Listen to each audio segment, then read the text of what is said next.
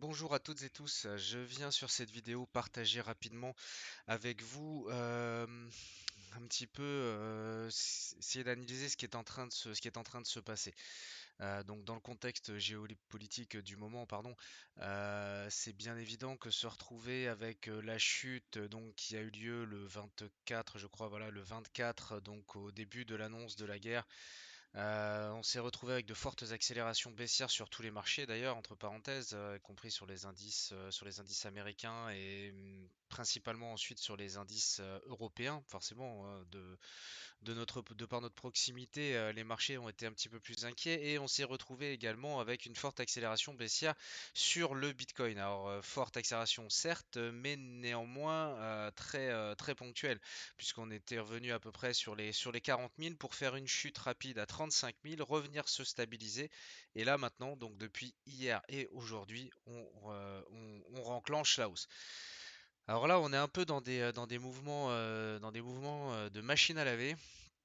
C'est-à-dire que là, clairement, on se fait balader, on s'attend à tout, on s'attendait surtout à de grosses baisses forcément.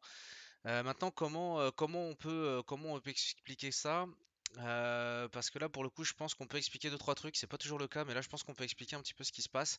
Moi, le premier, très honnêtement, le 24 février, j'ai fait haut les mains. Alors, passez-moi un peu l'humour noir, vous me direz, mais bon, bref.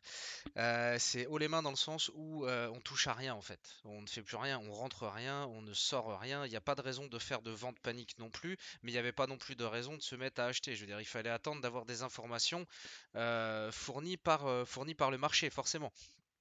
Et là, bah, c'est vrai que enfin, très honnêtement, moi-même, je suis premier surpris, mais après, je suis pas le seul, hein. Là, je vous avoue qu'il y a tous les économistes et tous les analystes et toutes les personnes qui investissent depuis un tant soit peu de temps sur les marchés financiers. C'est un petit peu plus de 10 ans pour ma part. Là, je vous avoue qu'on est quand même face à des cas qui sont quand même un peu, enfin, qui sortent un petit peu de l'ordinaire. Bref, pourquoi finalement le Bitcoin résiste d'ailleurs beaucoup mieux que les indices, hein. On a les indices allemands qui sont en train de décrocher, typiquement le DAX et ainsi de suite. On a vraiment des très grosses chutes dessus. Pourquoi il résiste? Parce qu'en fait, pendant tout ce flux de mauvaises nouvelles, en fait, bah, ça fait ressortir de bonnes nouvelles et ça fait ressortir des points positifs importants pour le Bitcoin et pour la blockchain d'une manière générale. Le premier élément, j'en vois deux hein, principaux qui peuvent justifier ces réactions haussières. Le premier, c'est que au grand jour, on s'est retrouvé, j'ai retweeté le tweet de Mikhailo Fedorov qui mentionne ici en fait les adresses donc BTC, Ethereum et USDT donc sur TRC20, les adresses sur lesquelles on peut faire des dons pour soutenir l'Ukraine. Alors, en soi, c'est quelque chose qui est pas, ça n'a rien d'extraordinaire. C'est juste que, étant donné la médiatisation qu'il y a autour de la guerre en Russie et en Ukraine, bah, il faut bien se dire une chose, c'est qu'il y a énormément de personnes qui se retrouvent avec qui se retrouvent un peu comme des cons, passez-moi l'expression, avec ça sous les yeux et de dire, ah mais attends, ok, en fait, ok, attends, on a un État qui a un wallet, qui a un portefeuille, Bitcoin, Ethereum, on peut faire des dons dessus, les transferts sont quasi automatiques. Je vous laisse imaginer si de notre propre chef, on voulait faire un virement de banque à l'heure d'aujourd'hui à l'État ukrainien. Je ne sais pas si vous imaginez le nombre de démarches qu'il faudrait faire, la complexité que ce serait et le temps que ça prendrait pour pouvoir faire ça. Alors que là, en l'espace de 2-3 jours, on a réuni près de 12 millions de dons sur les adresses BTC Ethereum. Donc bah forcément déjà ça arrive au enfin ça arrive au grand public entre guillemets, ce qui fait que bah forcément ça allume déjà des lumières quelque part. Ok, mais je pensais que c'était vraiment de la merde en fait ce truc. C'est pas une arnaque, c'est ok, on a des pays qui l'utilisent. Enfin voilà, j'exagère un peu le truc, mais c'est un peu le phénomène si vous voulez qu'a créé finalement cette annonce-là. Donc d'ailleurs, entre parenthèses, si jamais vous étiez intéressé pour trouver l'adresse sur laquelle on peut faire un don, vous pouvez la trouver sur mon Twitter, donc sur CryptoGelu, sur Twitter. Je l'ai mis ce matin ou hier soir, je sais plus, quelque chose comme ça. Bon, la deuxième raison, qui elle par contre est quand même d'un point de vue beaucoup plus technique, d'un point de vue technique, pardon, beaucoup plus intéressante, c'est que vous savez que dans le cadre des sanctions politiques suite aux décisions de Poutine, il y a eu énormément de sanctions qui ont été prises, qui ont été décidées par l'Europe, hein, tout simplement, enfin l'Europe et les États-Unis d'ailleurs, mais bon, c'est quand même principalement l'Europe. Et notamment, il a été pris comme décision de retirer Swift à la Russie. Alors ça, je pense que vous l'avez entendu en fait, enfin, je pense que vous l'avez forcément entendu en fait ces derniers jours.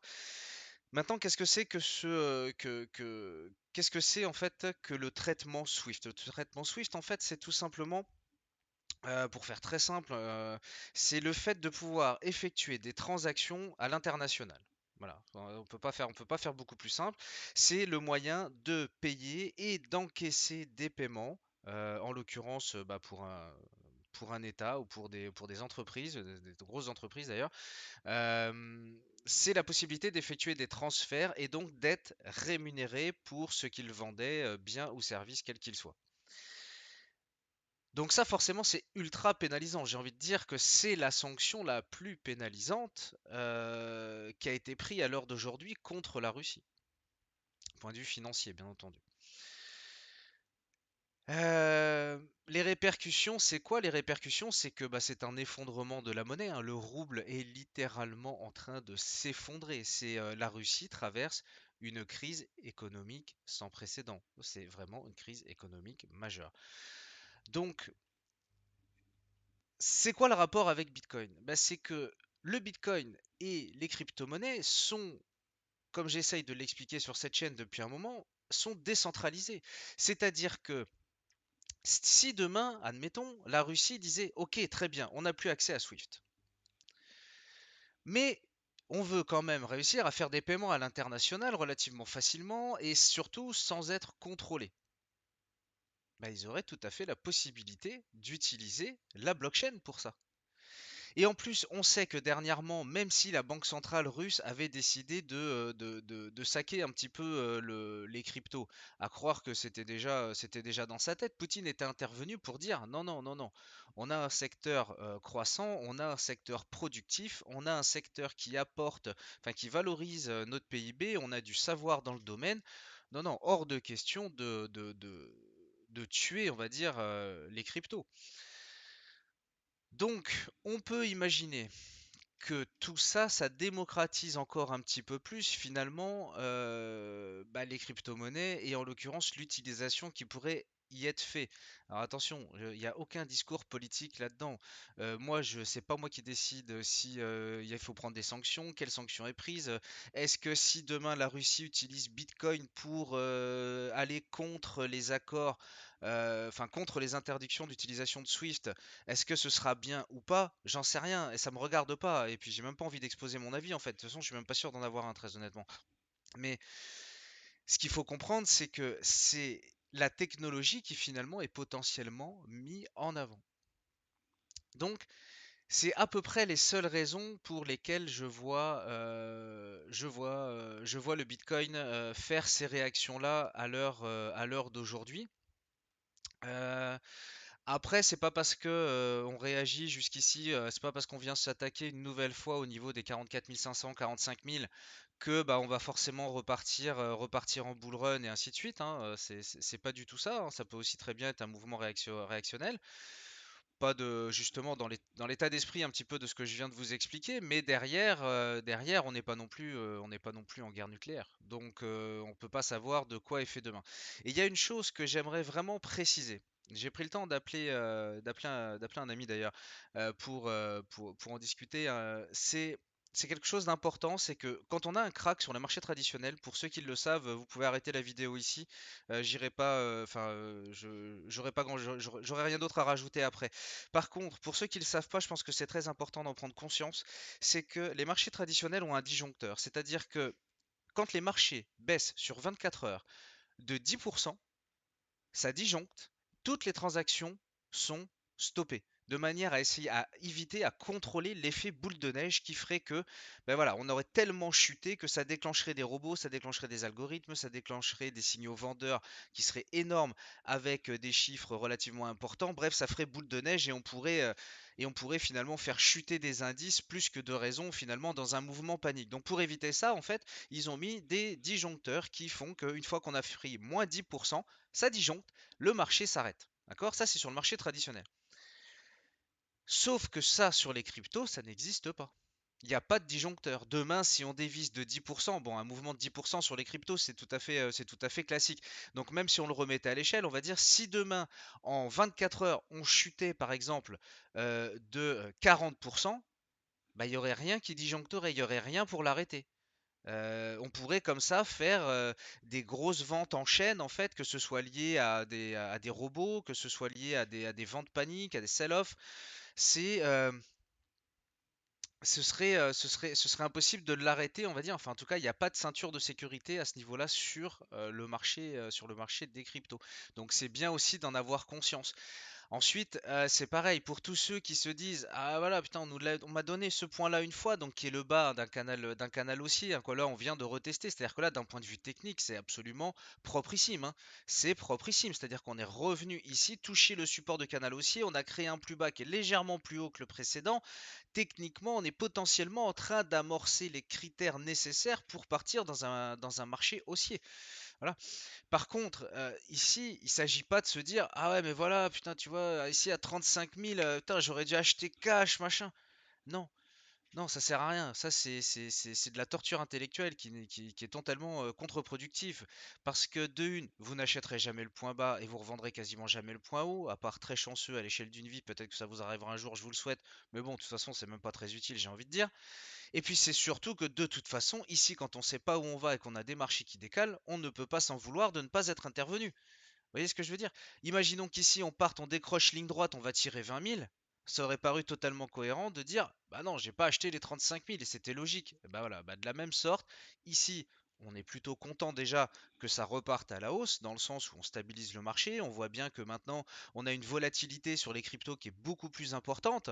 Euh, et qui fait que ça maintient aussi un petit peu le marché. Il tient beaucoup mieux, hein. C'est aussi parce que maintenant on commence à avoir des niveaux de transaction relativement importants qui fait que même en cas de crise, en cas de panique, bah, les niveaux se tiennent un peu plus parce qu'on a plus de liquidité en circulation, forcément. Donc ça a tendance à stabiliser un petit peu tout ça.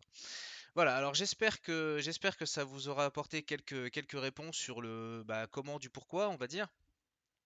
C'est une vision qui est pas forcément évidente.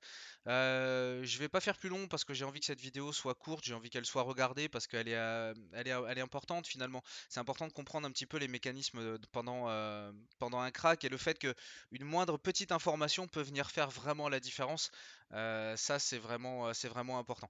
Après, on voit que d'une manière générale, on est bah, forcément relativement vert.